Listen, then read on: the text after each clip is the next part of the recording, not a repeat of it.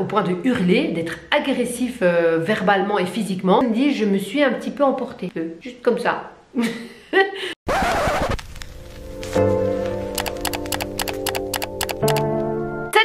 J'espère que vous allez bien. Alors je suis très heureuse de vous retrouver aujourd'hui pour une nouvelle vidéo. Bienvenue au nouveau sur ma chaîne où on parle de lifestyle, beauté, santé, psychologie, enfin de tout et de rien, ça va dans tous les sens. Alors je viens de me faire un bon petit café, je vous propose de vous faire aussi un thé, un café, un verre d'eau, tout ce que vous voulez. Installez-vous confortablement parce que j'ai plein de choses à vous dire, c'est parti. Alors aujourd'hui dans cette vidéo, comme vous l'avez vu dans le titre, nous allons parler des manipulateurs, des sociopathes, des pervers narcissiques et tout ce qui s'ensuit. Alors évidemment cette vidéo je l'ai préparée et tous les points que je vous énumère c'est des choses que des psychologues et des psychiatres disent sur ce genre de personnes là, et moi j'ai un petit peu ramené mon expérience et mon petit grain de sel avec mon vécu. Donc j'ai pas inventé ce que je raconte. Alors pourquoi je vous parle de ça? Parce que c'est une vidéo qu'on m'a énormément demandé sur Instagram suite à un sondage. Alors c'est aussi quelque chose que j'ai vécu dans ma vie, mais on va surtout parler des pervers narcissiques, des sociopathes, des manipulateurs en amitié, parce que c'est l'expérience que j'ai en amitié. J'ai de la chance de ne pas avoir vécu ça en amour. Mon mari est quelqu'un d'exceptionnel et j'en ai bien de la chance. La base de ces gens reste la même, et que ce soit en amour ou en amitié, ça ressemble très très fort. Alors ce sont des personnes qui veulent toujours briller. Ils veulent toujours être le centre du monde, sous les feux des projecteurs. Ce sont des stars, oui.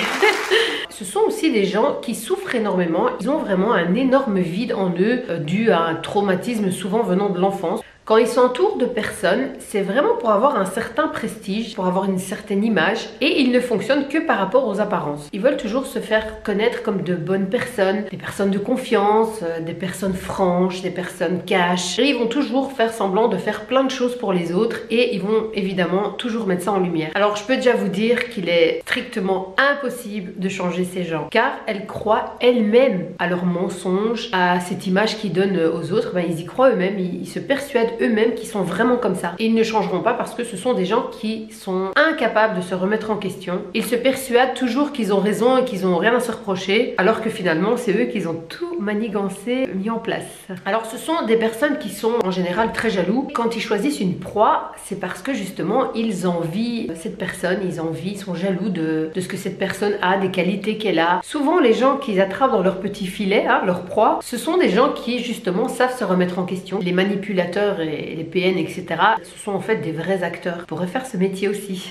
Ils se mettent vraiment dans la peau d'un personnage pour vous séduire, pour vous mettre en confiance. Ils sont très forts. Oui. Et le truc c'est que ça peut parfois prendre des années et des années avant que vous vous rendiez compte que cette personne est une manipulatrice ou un PN ou je ne sais quoi. Parce que comme vous avez totalement confiance en eux et qu'ils mettent toujours en avant le fait qu'ils sont là pour vous et qu'ils veulent votre bien, qu'ils sont sincères et qu'ils sont francs, ben, comme vous avez une totale confiance, eh bien vous ne vous doutez pas une seconde qu'ils sont capables d'être des manipulateurs. Alors c'est très simple, si vous avez l'impression de marcher sur des œufs avec une amie ou un ami, c'est pas normal. Dans l'amitié, en tout cas moi aujourd'hui, dans les amis que j'ai, on est à 100% sincère, on peut tout se dire. Mais si vous avez constamment cette impression de pas oser dire que vous n'êtes pas d'accord, contredire la personne, etc. parce que vous savez que ça va prendre une ampleur exagérée, on est d'accord, c'est pas normal. Ces gens-là vont toujours tout faire pour vous faire culpabiliser. Il m'est déjà arrivé de m'excuser pour quelque chose avec laquelle je n'étais pas du tout d'accord, mais j'ai été obligée de m'excuser pour que cette personne arrête de bouder et d'être distante avec moi. J'étais tellement dans l'emprise de cette manipulation que je me suis excusée en fait. Ce sont des personnes en fait qui sont très agressives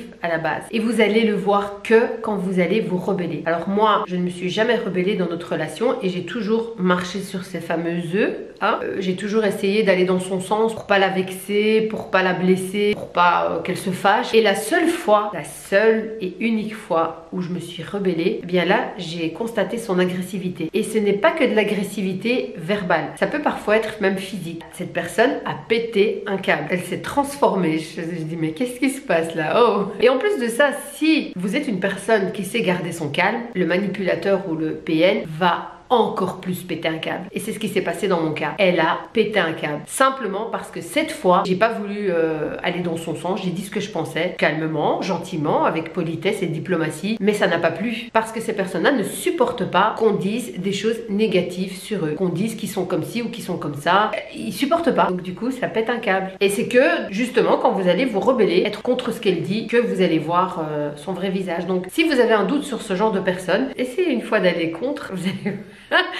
Vous allez voir, c'est impressionnant. Ouais. Ce qui est incroyable et qui va vous montrer à quel point cette relation était entre guillemets fake et pas normale, eh bien c'est quand vous ne la fréquentez plus. Le signe incroyable qui vous montre qu'en fait c'était fake, eh bien c'est que cette personne ne vous manque pas une seconde. Autant que vous avez passé des semaines entières à vous voir tous les jours, partir en vacances ensemble, faire des fêtes, vous avez passé vos moments les plus difficiles ensemble, vous vous êtes réconfortés mutuellement, etc., etc. Eh bien du jour au lendemain, vous ne voyez plus cette personne et elle ne vous manque pas du tout. Dans mon expérience, cette personne ne m'a jamais manqué et pourtant on se voyait tous les jours, on s'appelait tous les jours. Je ressens un énorme soulagement et avec le recul, je me suis rendu compte qu'en fait, je n'avais rien en commun avec cette personne. On n'avait pas le même humour, on n'avait pas les mêmes centres d'intérêt. Je ne pouvais pas partager mes passions avec cette personne parce que ça ne l'intéressait pas, tout simplement. Finalement, je me rends compte qu'en fait, j'étais jamais d'accord avec elle dans plein de choses, mais je ne pouvais pas le dire, parce que sinon, la seule fois où je l'ai fait, c'est parti en cacahuète. Oui, ces personnes ne vont plus jamais vous manquer. Donc n'ayez pas peur de vous détacher de ces personnes parce qu'elles ne vous manqueront pas une seconde. Et ça, c'est bien. Je vais un petit peu vous parler du portrait du manipulateur ou du PN. Quel genre de personne est-ce que c'est? Alors ce sont des personnes qui vont vous donner cette sensation qu'ils vous comprennent mieux que personne. Donc ils vont toujours être là à dire moi je suis là pour toi, moi je te comprends, moi ceci, moi cela. Et vous allez vous sentir bien en fait avec cette personne parce que vous allez vous sentir comprise, vous allez sentir qu'elle ne vous juge pas. Évidemment c'est fake, hein, on est d'accord.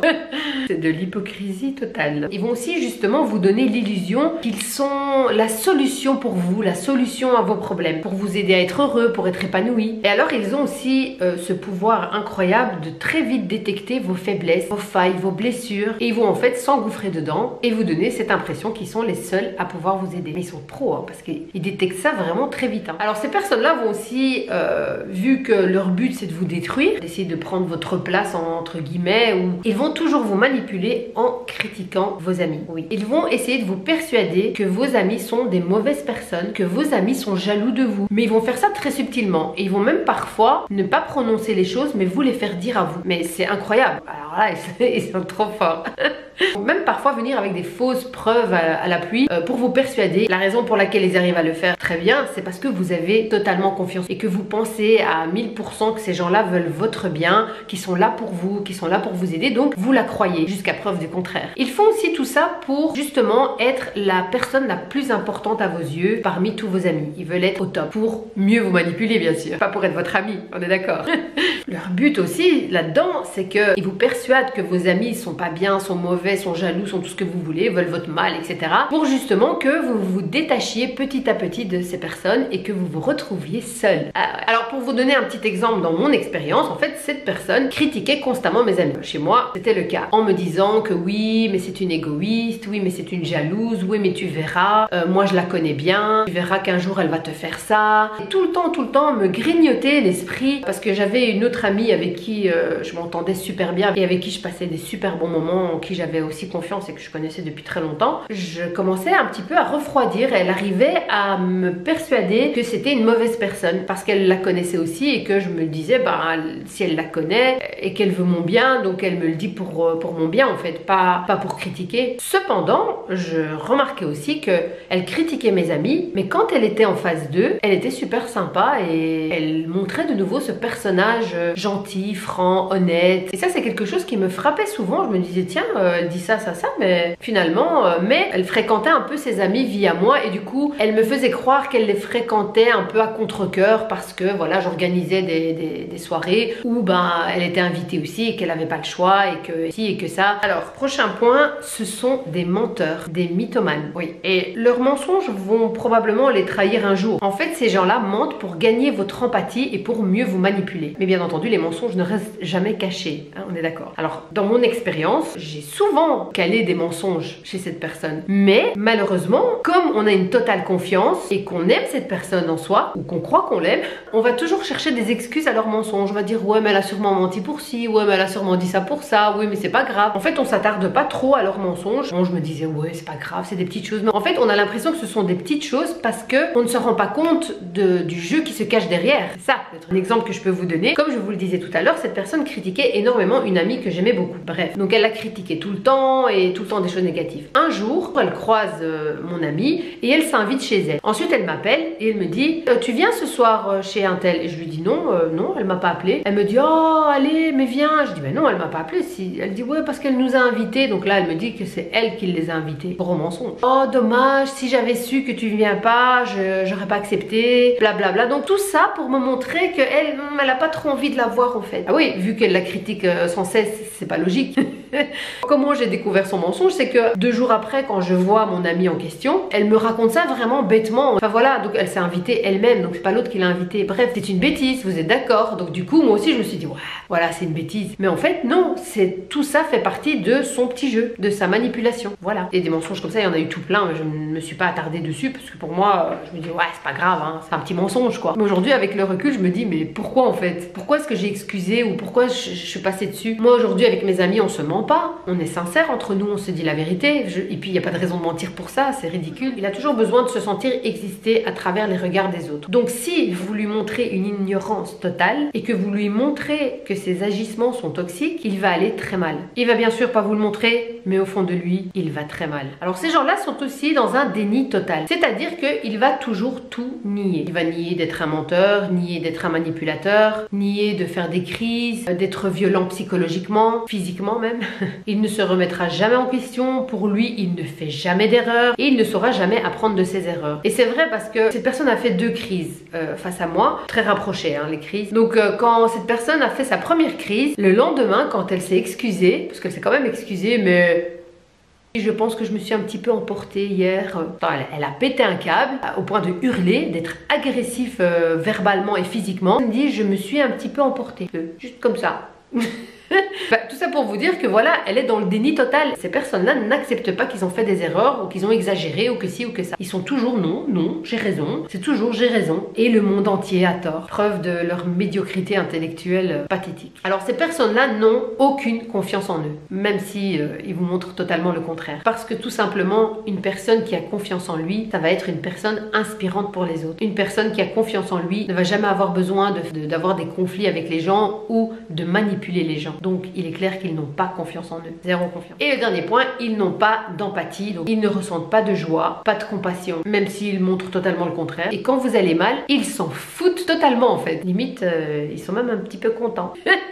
Ces gens-là vont vraiment utiliser les pires tortures psychologiques pour atteindre leur but. Et ça, c'est évidemment parce qu'ils n'ont pas d'empathie. Quand j'étais amie avec cette personne, j'avais l'impression qu'elle avait de l'empathie. Mais avec le recul, je me rends compte qu'en fait, non. Cette personne avait toujours des réactions très bizarres quand il m'arrivait des malheurs, etc. Elle avait une drôle de manière de me consoler. D'ailleurs, c'est très simple. Je me sentais beaucoup mieux pour pleurer et pour parler de mes soucis avec mon autre amie parce qu'elle savait toujours comment réagir en fait face à ça. Dans le sens où parfois, elle ne parlait pas, elle ne disait rien. Elle me prenait simplement dans ses bras, ou elle m'écoutait tout simplement, ou elle pleurait avec moi. Parfois on n'a pas spécialement envie d'entendre quelque chose, mais on a juste besoin de réconfort. Et mon autre amie savait me le donner, c'est pour ça que je me sentais mieux de parler de mes problèmes perso avec elle, parce que l'autre, elle me réconfortait pas du tout en fait. Elle était même agressive et enfin bref.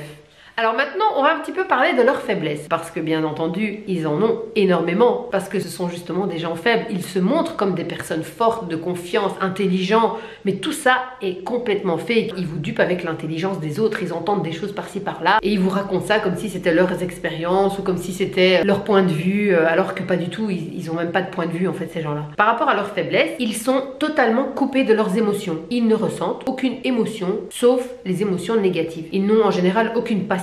Et surtout, le point le plus fort, ils ont mais zéro empathie. Ils n'ont pas d'empathie, mais jamais. Ça par contre, chez la personne avec qui j'ai vécu ça, c'était un truc qui m'interpellait tout le temps. Je me disais, mais on en discutait même avec mon autre ami, on se disait qu'on n'arrivait pas à coller ce côté où cette personne n'a aucune empathie avec l'autre côté de cette personne qui se montre comme quelqu'un de généreux, de compréhensif, de personne dévouée. Évidemment, cette personne ne montrait pas qu'elle n'avait pas d'empathie pour nous, mais on voyait ce manque d'empathie vis-à-vis d'autres situations avec des autres personnes et on se disait mais c'est bizarre, cette personne paraît tellement gentille, dévouée, généreuse et tout, et puis on se dit de l'autre côté elle est crue, elle est hard et on n'arrivait pas à coller. Mais en fait oui, maintenant les morceaux sont collés hein.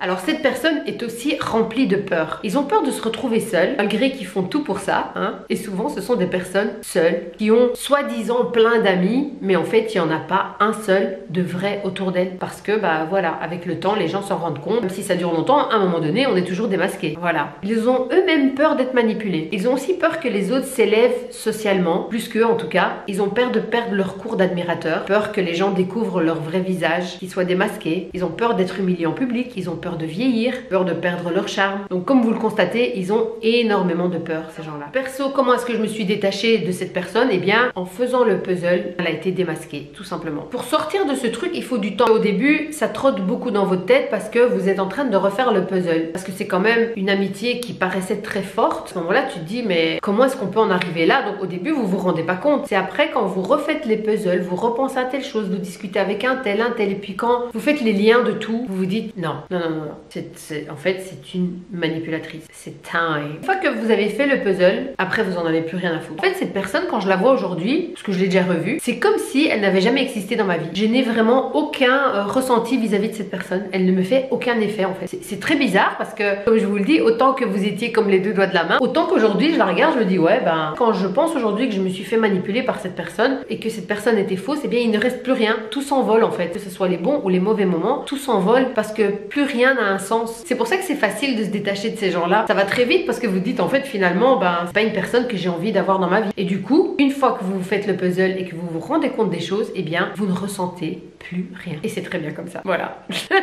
Et bien voilà, chose faite. Il y a quand même pas mal de personnes qui m'ont demandé de faire une vidéo comme ça, comme si elles savaient que j'avais vécu ça dans ma vie. Je sais pas, c'est trop bizarre. J'espère que cette vidéo vous aura plu et qu'elle vous aura peut-être éclairé ou peut-être vous vous êtes reconnu hein, dans ce que je raconte. Peut-être que vous avez un PN ou un manipulateur dans votre entourage et que vous l'avez reconnu via ma description. Voilà, si vous avez des questions, n'hésitez pas à me les demander en commentaire ou venez me rejoindre sur Instagram Tassie Suzanne. Vous pouvez venir me parler en message privé et on pourra en discuter tranquillement en privé. N'oubliez pas de liker cette vidéo s'il vous a plu et de vous abonner si ce n'est pas encore fait. N'oubliez pas d'activer la petite cloche pour être averti quand je vous poste une vidéo. Donc voilà, c'est la fin de cette vidéo. J'espère sincèrement qu'elle vous a plu. Je vous fais des gros bisous. Et je vous dis à très bientôt pour une prochaine vidéo. Bye bye.